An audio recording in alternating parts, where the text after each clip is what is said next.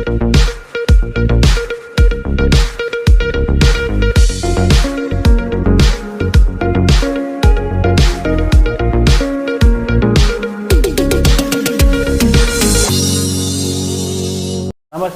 KVC news స్వాగతం. ప్రతిక్షణం సామాన్యుడి పక్షం. నేను మీ చలపతి. నేటి వార్త.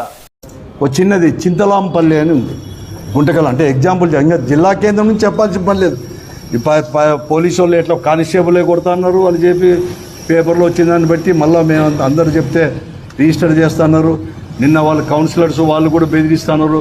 అది చెప్తే మాకు వెంటనే కూడా ఫోన్లు చేయడము, మేము ఎందుకు వాళ్ళకు మేము కేసు ఏమని ఉంటే మాకు చెప్పండి, మీరు మాత్రం పత్రికా విలేకరుల సమావేశం పెట్టి మీరు స్టేట్మెంట్ ఇవ్వద్దండి అని చెప్పి సిఐలే ఫోన్లు చేసి చెప్తాను.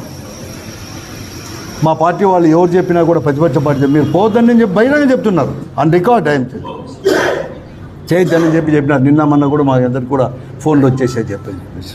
మీరు చేయడము మాకు పత్రికలు రాకుండా చూసుకోమని చెప్పేసి పై అధికారులు చెప్తున్నారు అని చెప్పేసి సిఏలు డిఎస్పీలు చెప్పడం ఇవన్నీ జరుగుతుండే. నిన్న గుంటకల్లో చింతలాంపల్లి అని గుంటకల్ మండలంలో ఒక గ్రామం ఉంది. చిన్న గుడి దగ్గర చిన్న స్థలంకి పంచాయతీ ఏదో చిన్న స్థల వివాదం ఉన్నట్టుంది. పార్టీ సరే, వాళ్ళిద్దరు వ్యక్తులైనా కూడా ఒకరో పార్టీ. ఒక 20-25 రోజుల కిందట కూడా అక్కడ గలాడ జరిగితే వీళ్ళు హాస్పిటల్ పాలై అనంతపురం డిస్టిక్ హెడ్ క్వార్టర్స్లో 5 మంది అడ్మిట్ అయినా కూడా వాళ్ళని కొట్టిన దానిపైన బెయిలబుల్ పెట్టి వీళ్ళపైన నాన్ బెయిలబుల్ కేసులు పెట్టారు. 2 కేసులు పెట్టారు, కౌంటర్ కేసులు 2 పెట్టారు. అది జరిగిపోయింది. మళ్ళీ మొన్న చిన్న ఇన్సిడెంట్ జరిగితే గ్రామంలో జరిగితే దెబ్బలు తిని కంప్లైంట్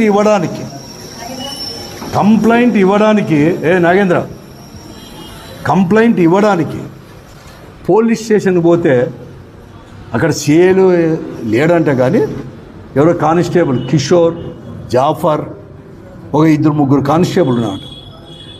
వాళ్ళు కంప్లైంట్ తీసుకొని పక్కన పెట్టేసి గుడ్డలిప్పి ఒక డ్రాయర్తో నిలబెట్టి నోట్లో ఆ కానిస్టేబులే గుడ్డ పెట్టి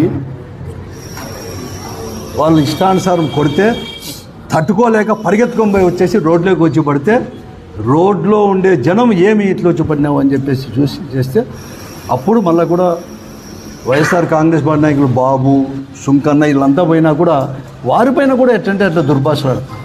నేనేదో మళ్ళీ చెప్పలేదు.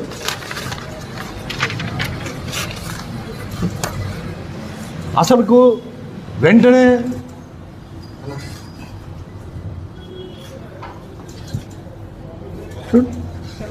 నేను చెప్తాను.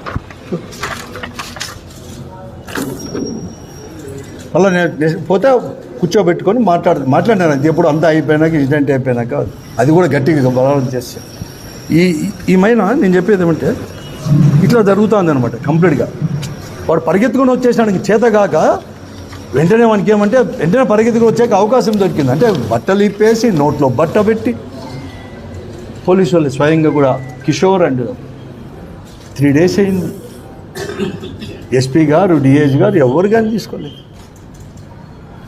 ఇవి 1-2 టీవీలో, యూట్యూబ్లో, పత్రికలో ఏదో రాసింటే వారిపైన వారి పార్టీ వాళ్ళు మీరు కన్నా మా పార్టీ వాళ్ళ పైన ఏమన్నా కానీ మీరు కన్నా ఇటువంటి ప్రచారం చేస్తే మిమ్మల్ని రైలు పట్టాల పైన పండ పెడతామని చెప్పి బహిరంగ చెప్తా ఉన్నా కూడా ఈ జిల్లాలో ఏముంది?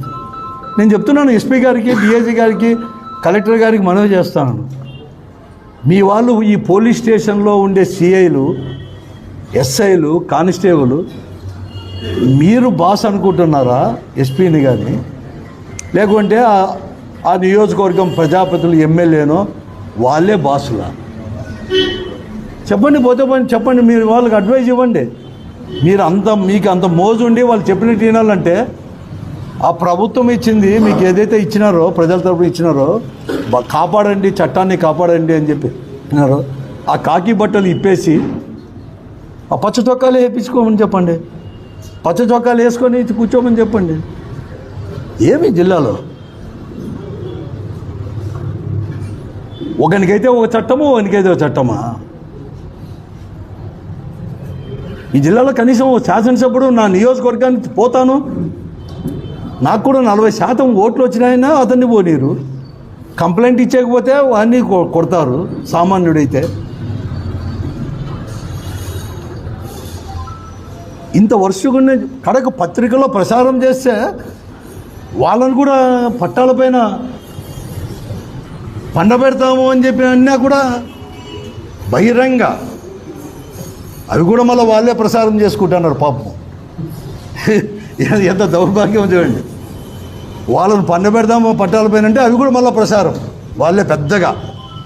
అది పెద్ద మ్యూజిక్ పెట్టి సౌండ్ పెట్టి అలర్ట్ చేసి అని చెప్తే ఎందుకో నాకు అది భయపడి ఏమన్నా చేసుకుంటున్నారో పాపం, లేకుంటే కాపాడమని చేసుకుంటానో నాకేం తెలియదు. కానీ వాళ్ళ మనోగతం తెలియదు. కానీ పరిస్థితి అయితే అటువంటి పరిస్థితి ఈ జిల్లాలో కూడా ఉంది. నేను చెప్తా ఉన్నాను, చాలామంది ఎవరో అక్కడక్కడ స్టేట్మెంట్ ఇస్తున్నారు. నేనైతే అట్లా స్టేట్మెంట్ ఇవ్వను. ఎందుకంటే నేను ప్రజాస్వామ్యంపై నమ్మకం ఉన్నాను. మళ్ళా మేము అధికారంలోకి వస్తే మీ కథ చూస్తాం అంటాం. నేనైతే అట్లా తీయను. అధికారంలో ఉన్నా లేకపోయినా అందరికీ సమానమైన హక్కులు ఉన్నాయి. అవి కాపాడాలి.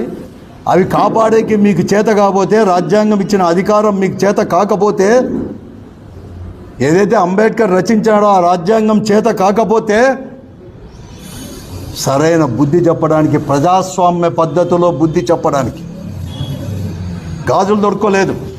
నేను అధికారులకు చెప్తున్నాను, ఐపీఎస్ ఐఏఎస్ ఆఫీసర్లకు అందరికీ కూడా, లేకపోతే ఎన్నిక కాబడిన ముఖ్యమంత్రి దగ్గర నుంచి ప్రతి ఒక్కరికి చెప్తున్నాను, నేను ఆఫీసుల దగ్గరకు వచ్చి కూర్చుంటాం జనంతో. ప్రజాస్వామ్య పద్ధతిలోనే మిమ్మల్ని ఎట్లా నియంత్రించ మీకు చేయాలని చేస్తాం. మిమ్మల్ని గుర్తేరేటట్టు చేయబోతున్నామని చెప్తున్నాను. చివరిగా వార్నింగ్ ఇస్తున్నాను వైఎస్ఆర్ కాంగ్రెస్ పార్టీ తరఫున ఐఏఎస్ ఐపీఎస్ ఆఫీసర్లకు, ముఖ్యంగా ఐపీఎస్ ఆఫీసర్లకు కాపాడండి. అందరికి కూడా ఇంత పెద్ద ఎత్తున అందరికి కూడా రాజకీయ పార్టీ నాయకులు కార్యకర్తలకు కూడా భయభ్రాంతులను చేసి చట్టం మమ్మల్ని రక్షించండి ప్రభు అని చెప్పి సామాన్య ప్రజలు అడుగుతానే కూడా మీరు విననట్లు, మీ నోర్లు మూగబోయినట్లు, మీ చేతులు కట్టేసినట్లు మీరు ఐఏఎస్ ఆఫీసర్లు ఐపీఎస్ ఆఫీసర్లు వేధిస్తుంటే చూసుకుంటూ కొద్దిగా ఎందుకు ఉండాలి మీరు? అసలుకు వెళ్ళిపోండి, వస్తారు, రక్షించుకుంటాం. మేము చాలా చూసాం ఈ జిల్లాలో. కొంతమంది స్టేట్మెంట్ ఇస్తున్నారు మేము కూడా అధికారంలోకి వస్తాను. మేము అధికారంలోకి వచ్చినా కూడా నేను ఈ పొద్దు ఏం చెప్పినాను దానికి కట్టుబడి ఉంటాం. గతంలో మేము అధికారంలో ఉన్నప్పుడు కూడా మేము ఉన్నాం, ప్రజాస్వామ్యానికి గౌరవం ఇచ్చేసాం, అన్నీ చేసాం. మాకు కూడా తెలుసు అంతవరకు మేమేమో ఆగం, చేస్తామని చెప్తున్నాను. చివరిగా నేను అందరికీ చెప్తున్నాను, ఎస్పీ గారికి కానీ కలెక్టర్ గారికి కూడా, జిల్లా అధికారి డైరెక్ట్గా లా అండ్ ఆర్డర్ లేకపోయినా కూడా లా అండ్ ఆర్డర్కి అధికారి అయినాయి కాబట్టి చెప్తున్నాను. అలాగే మీ తాలూకా ఆఫీసులు కూడా అలాగే తయారైనాయి కాబట్టి అన్నీ కూడా రక్షించాలా అని చెప్పేసి, లేకుంటే ప్రజా సంపత్తితోనే పోరాటపాటు పడతాం, అందరినీ కూడా కలుస్తామని చెప్పేసి కూడా.